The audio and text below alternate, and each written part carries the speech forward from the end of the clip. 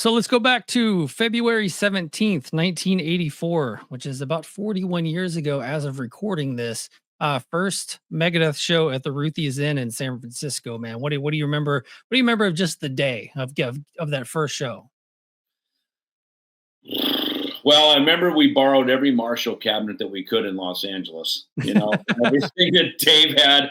I had a Marshall bass amp, these big double 15. They were just bigger than a 412 cabinet.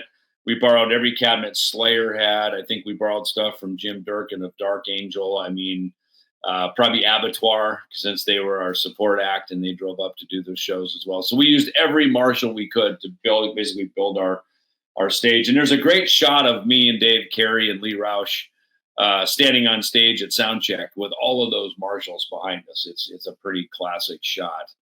And it just reminds me of, what there. That's it. It's a little small. I wish I could zoom in on it, but that's it though. That's the one. And we've all got our BC Rich guitars. I think that was when in that day, if you were playing a Fender or a Strat, you just weren't in the club. But if you had a BC Rich, or a Flying V at least, but yeah, certainly BC Rich was the secret handshake. And, Kerry was a big BC Rich fan. So, look, that was the first show ever. I remember we had a song called Quicksand, which was this really cool, there it is. Yeah. And I remember it was some, in fact, I'm going to grab this little bass. I've got funny. On here it says with David Mustaine. So after all these years, were you David? David Mustaine. But I remember the song Quicksand was like this. It was like this.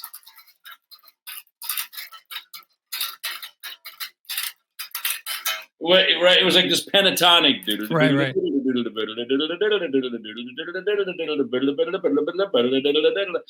would just move the pattern up.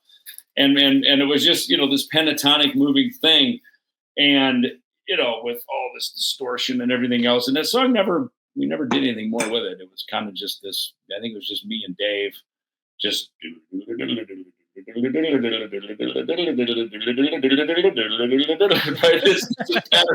We were, I don't know, that was the thing, right? And we used a lot of these sort of, harmonic minor where you sort of play a minor scale and then you raise the 7, that kind of stuff. And then, the diminished was the big thing, and probably the clearest description of a diminished, Dave's solo on the beginning of Mechanics and Kirk. Oh, right. Yeah. Played the same thing at the beginning of the Four Horsemen. Right. That do. That is a classic diminished lick if there ever was one. So it was a lot of that. And I just remember, didn't know what to expect with the fans. They were fucking nuts. I remember when I met Dave, when we started putting the band together, he goes, "We're never playing any shows in LA. We're going to go up to San Francisco to debut the band." And he was right, because he had a big fan base up there from his Metallica days. They welcomed him back. They were thrilled. Why did he move there? That wasn't in the cards for some reason, and it very clearly was Metallica and Exodus turf. So, and not to mention we were broke, and to try to move. Right. I guess true, yeah. It's funny that that never was a conversation. It's like we never even talked about, we got to move to the Bay Area. It's we lived in sunny Southern California. Of course, it seemed like then right after we did those first 3 shows in the Bay Area in February. Then we did 2 more shows, I think it was, in April. Then Lee Roush left the band right after that. Maybe within a month or so, Gar Samuelson came into the group. And of course, then he was a general manager of BC Rich Guitars. So that prohibited us from leaving. And his dear friend growing up was Chris Poland. And so our manager, Jay Jones, who got Gar in the band, he helped fund our very first demo. That was just me, Dave, and Gar.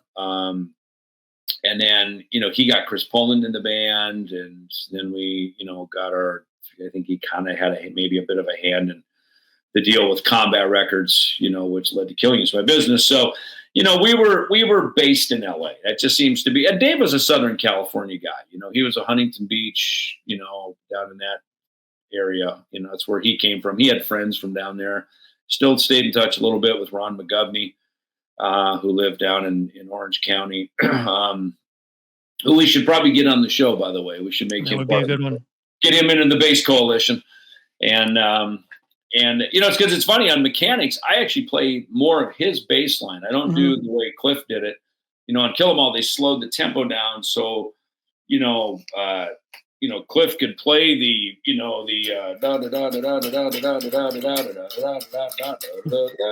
right. So I play the McGovney, which is kind of just kind of holding the root.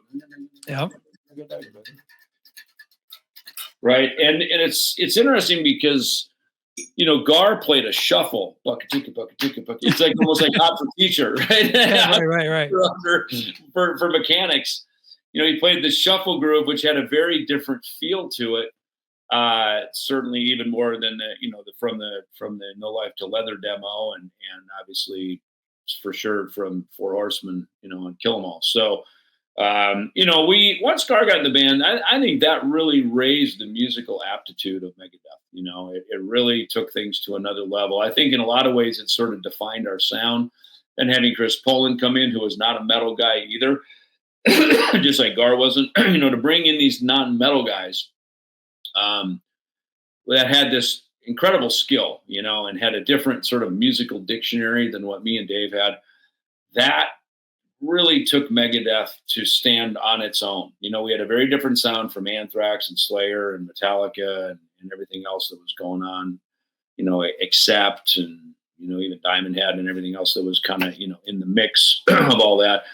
So, that anchored us in LA. So there was not even a thought of moving. Do you know if Ron was ever thought of for Megadeth? I know that, he and Dave had their issues. So just kind of wondering if Mustaine was on the bus ride home going, all right, I need to get a band together. I guess I might call Ron. No, I don't think so. No, because, I think when Ron left Metallica, he had a girlfriend who, Dave and I would go down to Huntington Beach and we'd go party with some of his friends, and Ron would be there with his girlfriend, who may have become his wife later after that. They were very much, they seemed like high school boyfriend, girlfriend kind of thing. You know what I mean? Like Ron didn't have the mindset of, I'm going to just sacrifice it all and go be a rock star, which is what it required, Oh, it does. Yeah. That's that's what it requires. So he was way more settled into his, kind of a domestic groove, if you will, so no, I don't think, well, they were friends and certainly they shared an ex-Metallica,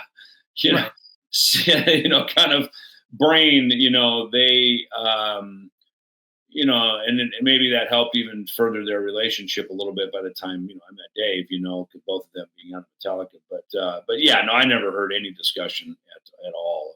The only guy that was even in the room really was this kid named Matt Kisselstein from Beverly Hills, who somehow had met Dave, I don't know, through the recycler, or they ran into each other or something. And Dave was, basically kind of showing him how to play bass. And, he didn't, it's funny. I love Matt. In fact, we saw him years later. He was like not even the program director. He was like a head of business affairs for the Eagle radio station in Dallas. Okay. Like bigwig, big on the food chain of radio, maybe head of advertising or and we had a good laugh, man. It's just like, hey, you were clearly the right guy for Megadeth. And I said, yeah, and you're clearly the right guy to do this, so there was never any hard feelings about it. The David Ellefson Show.